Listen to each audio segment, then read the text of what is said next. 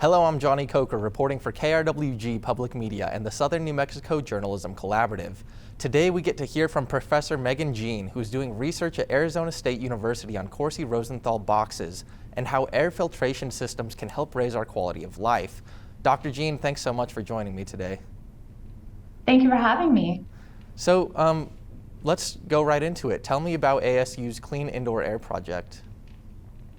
Sure, I'd be happy to. Well, I'm an infectious disease epidemiologist at ASU, and I have worked throughout the pandemic trying to slow the spread of COVID in schools. And the more we looked into this, the more we realized that we were seeing a lot of transmission, a lot of school outbreaks, and we really wanted to think about what we could do to help. And improving air quality is it's our least used but most effective intervention of this entire pandemic. And we know that many schools are under-resourced. We know that they have aging infrastructure and poor air quality. And so we have been offering these DIY Corsi-Rosenthal boxes as one way for schools to make an impact on the air quality in their classrooms. And so we're providing these boxes to schools. We're working with schools to integrate them into their curriculum, to have the kids build them in class, and to really take ownership of this hands-on public health intervention that they can do to make an immediate impact on their health and their teachers' health and their community's health.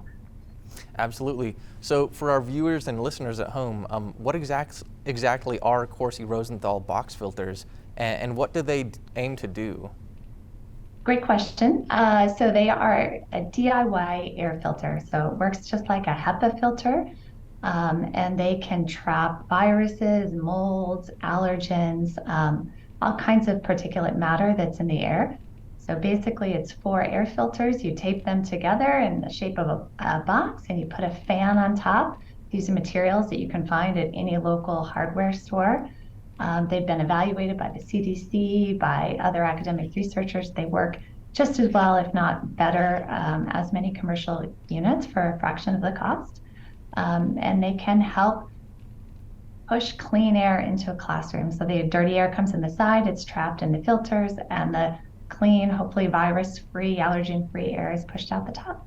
Sure. So you say they're as effective as these commercial filters. How do you determine that? How effective really are they? What do the data say?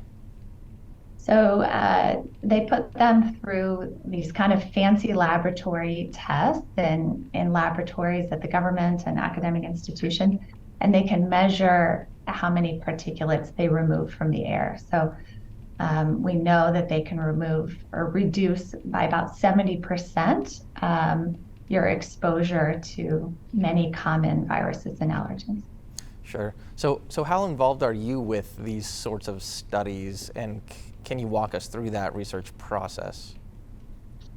So what my research team is trying to do is we have a couple of questions. So we're interested in the sustainability of this intervention. So how well does it work in a real world classroom? So getting it out of the lab in places where students can build it, teachers can build it, and how well does it work in a real world classroom? How long does it last? So what's the impact on the environment? How often do we have to change the filters? How well tolerated are these interventions by teachers and students? There is a bit of noise. And then we look at the air quality. So we're putting some sensors in the classrooms and taking air quality measurements before and after we place the boxes. Sure. So a lot of people throughout the pandemic became frustrated because they felt like they couldn't do anything about it. But now that we have these air filters that virtually anyone can build, do you feel like there's a mentally uplifting aspect to people building these box fan air filters? 100%. I think for kids especially, when I'm out in those classrooms and they are doing something after feeling so helpless for so long, they are just really excited. This is something that they can do. They are making a difference, and it's just real excitement. And especially when you can show them the impact of their work, show them their air quality graphs and say, see this graph, look how it's going down, look what you did. They are just overwhelmed. And so we love doing it. Sure. So I know with the Clean Air Project, how many schools have you been to have been affected by these filters? Our team has built about 450 individual filters. We've placed them at hundreds of schools all around the valley, from the northern parts to the southern parts along the border. And then we've worked more closely with about 4 or 5 schools who've really adopted this intervention, decided to place the boxes in every classroom, top to bottom at the school.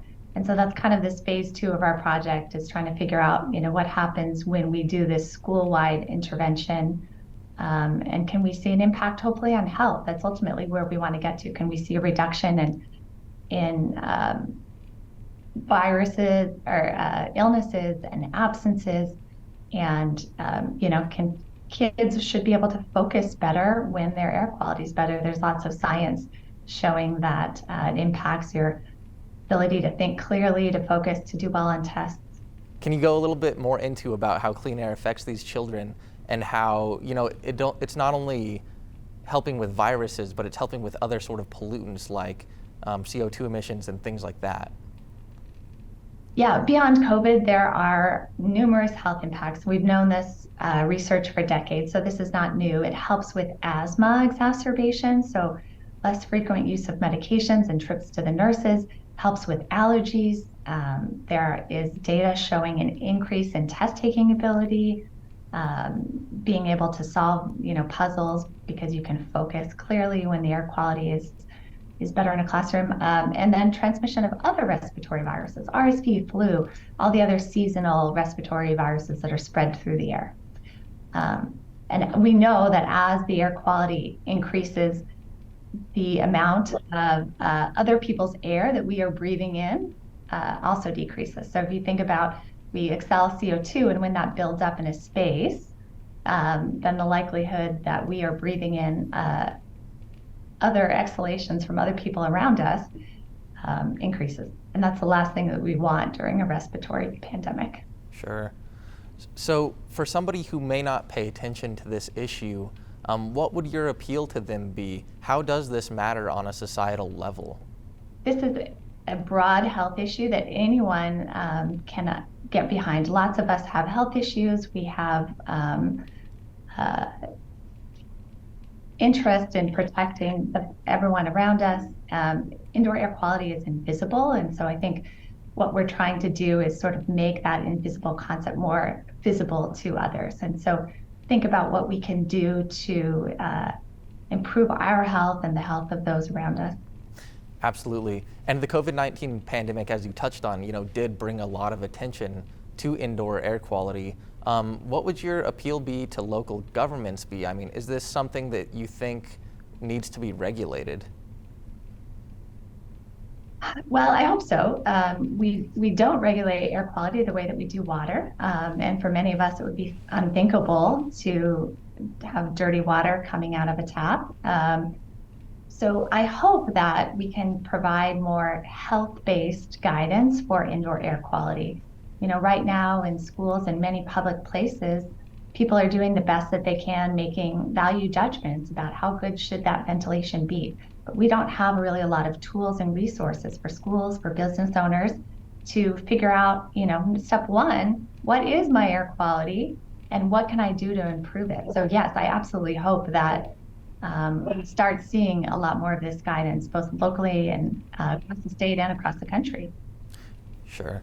So throughout this process, through the pandemic and through building these air filters, what has been the biggest thing you've learned? What has your biggest takeaway been? For me, I think it's that we're not helpless. And so even though we have had this pandemic that has really rocked us to the core, there are little things that we can do, as individuals, as scientists, as a community, to really make a difference. Definitely. So in terms of the air filters, the homemade built ones, do you see any limitations in terms of them, like in terms of noise or perhaps mobility or maintenance, anything like that? It's a DIY solution, so it's not a permanent fix. And so this is something that schools can do as in the interim while they're waiting for large, updates to their HVAC systems. But yes, there is some noise. It's about equivalent to a refrigerator running. So for some, the background noise bothers them. For others, it's kind of like a white noise, and we don't see the impact. They are large and bulky, and so there are some limitations. But I see what's really interesting to me is you see people out there in the community innovating on this design and improving it, making it like a smaller profile, improving the look, the function. And so it's kind of just this exciting social movement for me. Definitely, that is exciting. So for our viewers at home who may be interested in building one of these filters, do you have any advice for them? Any tips or tricks, per se? Well, the quality of the build is important. And we have some resources on our website. Many of our students have built how-to videos with some tips and tricks for using the right supplies. But, I would make sure use the best quality air filter that you can find. So MERV 13 rating, if you can find it. A thicker filter, like a 2-inch filter, better than a 1-inch filter.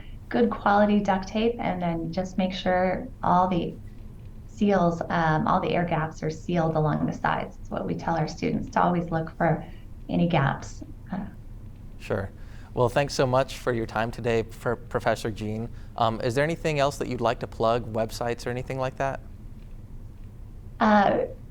We have an ASU Clean Indoor Air Team website, and I can drop the link to that, or people can Google us and find it. It's Arizona State University Clean Indoor Air Project. And we have lots of articles and resources up there to help people get started.